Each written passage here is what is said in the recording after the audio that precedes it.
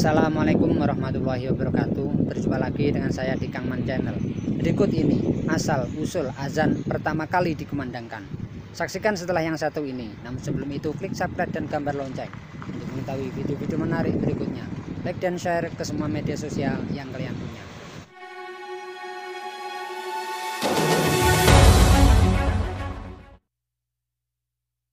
Sahabat Bilal lahir di daerah Asyarah sekitar 40 tahun sebelum Hijriah. Ayahnya bernama Robah, sedang ibunya bernama Hammamah, seorang budak wanita berkulit hitam yang tinggal di Mekah. Karena ibunya itu, sebagian orang memanggil Bilal dengan sebutan Ibnu Saudah atau putra wanita hitam. Sahabat Bilal dibesarkan di kota Ummul Qura, Mekah. Sebagai seorang budak milik keluarga Bani Abduddar, saat ayah mereka meninggal, sahabat Bilal diasuh oleh Umayyah bin Khalaf, seorang tokoh penting kaum kafir. Ketika Mekah diterangi cahaya agama baru dan Rasul yang agung Shallallahu Alaihi Wasallam mulai mengumandangkan seruan kalimat tauhid, sahabat Bilal adalah termasuk orang-orang pertama yang memeluk agama Islam. Saat Bilal masuk Islam di bumi ini, hanya ada beberapa orang yang telah mendahulunya memeluk agama baru itu, seperti Ummul Mukminin Khadijah binti Khuwailid, Abu Bakar As-Siddiq, Ali bin Abi Thalib, Ammar bin Yasir bersama ibunya, Sumayyah, Suhaib Ar-Rum, dan Al-Miqdad bin Al-Aswad. Sahabat Bilal merasakan penganiayaan orang-orang musyrik yang lebih berat dari siapapun. Berbagai macam kekerasan, siksaan, dan kekejaman menderita tubuhnya. Namun ia sebagaimana kaum muslimin yang lemah lainnya, tetap sabar menghadapi ujian di jalan Allah itu dengan kesabaran yang jarang sanggup ditunjukkan oleh siapapun. Orang-orang Islam seperti Abu Bakar dan Ali bin Abi Thalib masih memiliki keluarga dan suku yang membela mereka. Akan tetapi orang-orang yang tertindas dari kalangan hamba sahaya dan budak itu tidak memiliki siapapun, sehingga orang-orang Quraisy menyiksanya tanpa belas kasihan.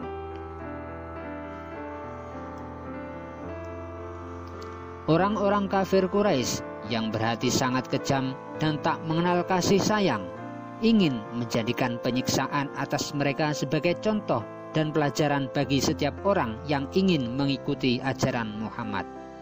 Seperti Abu Jahal yang telah menodai dirinya dengan membunuh Sumayyah. Ia sempat menghina dan mencaci maki, kemudian menghujamkan tombaknya pada perut Sumayyah hingga menembus punggung. Dan gugurlah syuhada pertama dalam sejarah Islam. Sementara itu, saudara-saudara seperjuangan Sumayyah, terutama Bilal bin Rabah, terus disiksa oleh Quraisy tanpa henti. Biasanya apabila matahari tepat di atas ubun-ubun dan padang pasir Mekah berubah menjadi perapian yang begitu menyengat, orang-orang Islam tertindas itu lalu memakaikan baju besi pada mereka dan membiarkan mereka terbakar oleh sengatan matahari yang terasa semakin terik. Tidak cukup sampai di sana, orang-orang Quraisy itu mencabuk tubuh mereka sambil memaksa mereka mencaci maki Muhammad.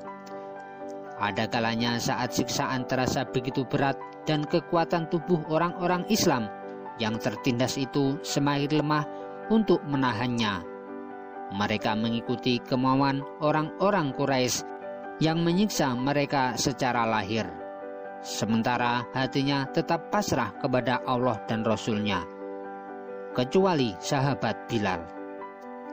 Baginya penderitaan itu masih terasa terlalu ringan jika dibandingkan dengan kecintaannya kepada Allah dan perjuangan di jalannya.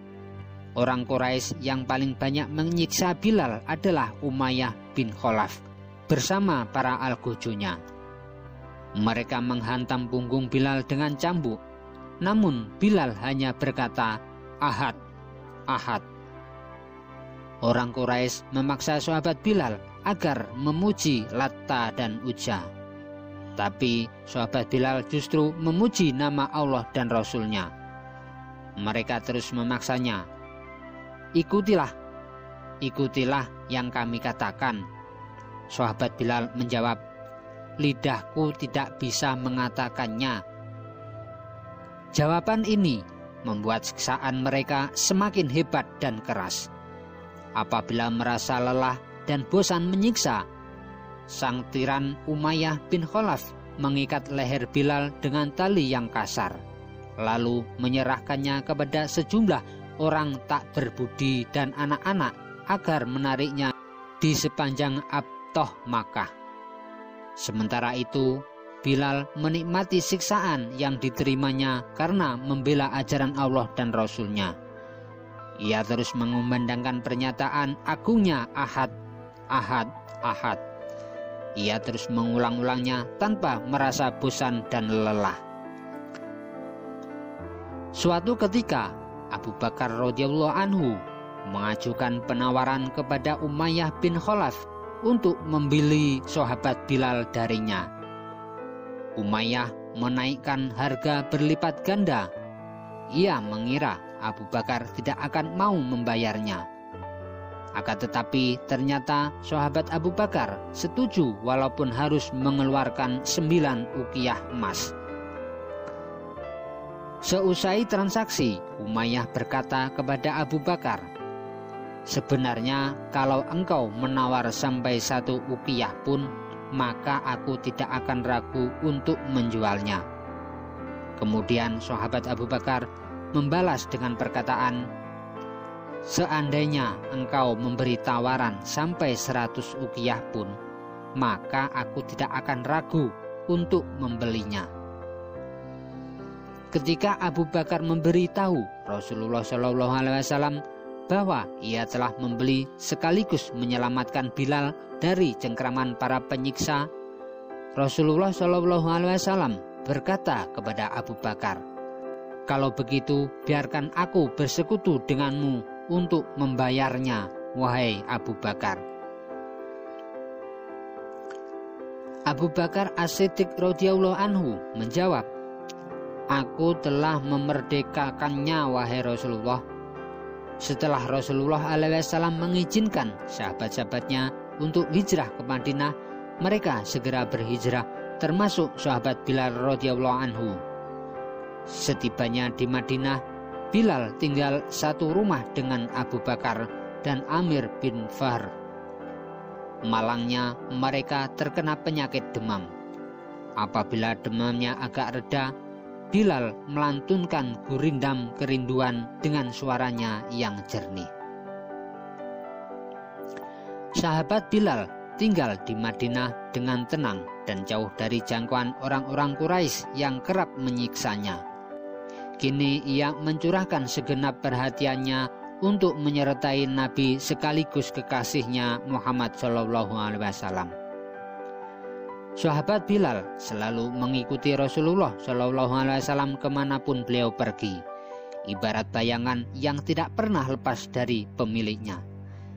Ketika Rasulullah SAW selesai membangun Masjid Nabawi di Madinah dan penetapan azan, maka Bilal ditunjuk sebagai orang pertama yang mengumandangkan azan dalam sejarah Islam.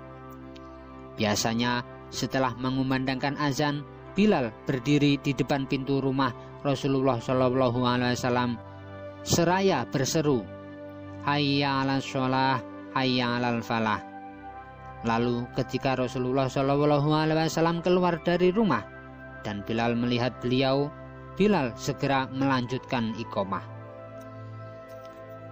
Suatu ketika Najasyi Raja Habsyah menghadiahkan 3 tombak pendek yang termasuk barang-barang paling istimewa miliknya kepada Rasulullah SAW. Rasulullah SAW mengambil 1 tombak, sementara sisanya diberikan kepada Ali bin Abi Thalib dan Umar ibnu Khattab. Tapi tidak lama kemudian beliau memberikan tombak itu kepada Bilal. Sejak saat itu, selama Nabi hidup, Bilal selalu membawa tombak pendek itu kemana-mana. Ia membawanya dalam kesempatan 2 sholat id, yakni sholat Idul Fitri dan sholat Idul Adha, dan sholat istisqa atau sholat memohon hujan, dan menancapkannya di hadapan beliau saat melakukan sholat di luar masjid. Sahabat Bilal menyertai Nabi SAW dalam perang Badar. Ia menyaksikan dengan mata kepalanya sendiri bagaimana Allah memenuhi janjinya dan menolong tentaranya. Ia juga melihat langsung tewasnya para pembesar Quraisy yang pernah menyiksanya dengan hebat. Ia melihat Abu Jahal dan Umayyah bin Khalaf tersungkur berkalang tanah ditembus pedang kaum muslimin, dan darahnya mengalir deras karena tusukan tombak orang-orang yang mereka siksa dahulu. Ketika Rasulullah SAW menaklukkan kota Mekah, beliau berjalan di depan pasukan hijaunya bersama sang pengumandang panggilan langit, yakni Bilal bin Rabah. Saat masuk ke Ka'bah, beliau hanya ditemani 3 orang, yaitu Utsman bin Tolhah, pembawa kunci Ka'bah, Utsman bin Zaid yang dikenal sebagai kekasih Rasulullah SAW dan putra dari kekasihnya, dan Bilal bin Rabah, muadzin Rasulullah SAW. Pada saat sholat zuhur tiba, ribuan orang berkumpul di sekitar Rasulullah SAW, termasuk orang-orang Quraisy yang baru masuk Islam saat itu, baik dengan suka hati maupun terpaksa. Semuanya menyaksikan pemandangan yang agung itu. Pada saat-saat yang sangat bersejarah itu, Rasulullah SAW memanggil sahabat Bilal bin Rabah agar naik ke atap Ka'bah untuk mengumandangkan kalimat tauhid. Sahabat Bilal melaksanakan perintah Rasulullah SAW dengan senang hati, lalu mengumandangkan azan dengan suaranya yang bersih dan jelas. Ribuan pasang mata memandang ke arahnya dan ribuan lidah mengikuti kalimat azan yang dikumandangkannya. Akan tetapi di sisi lain, orang-orang yang tidak beriman dengan sepenuh hatinya tak kuasa memendam hasad di dalam dada. Mereka merasa kedengkian telah merobek-robek hati mereka. Saat azan dikumandangkan sahabat Bilal sampai pada kalimat Asyhadu anna Muhammadar Rasulullah, Juwariyah binti Abu Jahal bergumam dalam hati, sungguh Allah telah mengangkat kedudukanmu. Memang kami tetap akan sholat, tapi demi Allah kami tidak menyukai orang yang telah membunuh orang-orang yang kami sayangi. Maksudnya adalah ayahnya yang tewas dalam perang Badar. Khalid bin Usaid berkata, aku bersyukur kepada Allah yang telah memuliakan ayahku dengan tidak menyaksikan peristiwa hari ini. Kebetulan ayahnya meninggal sehari sebelum Rasulullah SAW masuk ke kota Makkah.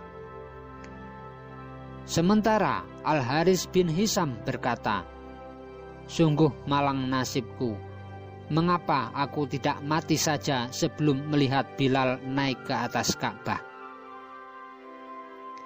Al-Hakam bin Abu Al-As berkata, demi Allah, ini musibah yang sangat besar. Seorang budak Bani Jumah bersuara di atas bangunan ini. Sementara Abu Sufyan yang berada dekat mereka hanya berkata, aku tidak mengatakan apapun, karena kalau aku membuat pernyataan walau hanya 1 kalimat, maka pasti akan sampai kepada Muhammad bin Abdullah. Sahabat Bilal menjadi muadzin tetap selama Rasulullah SAW hidup.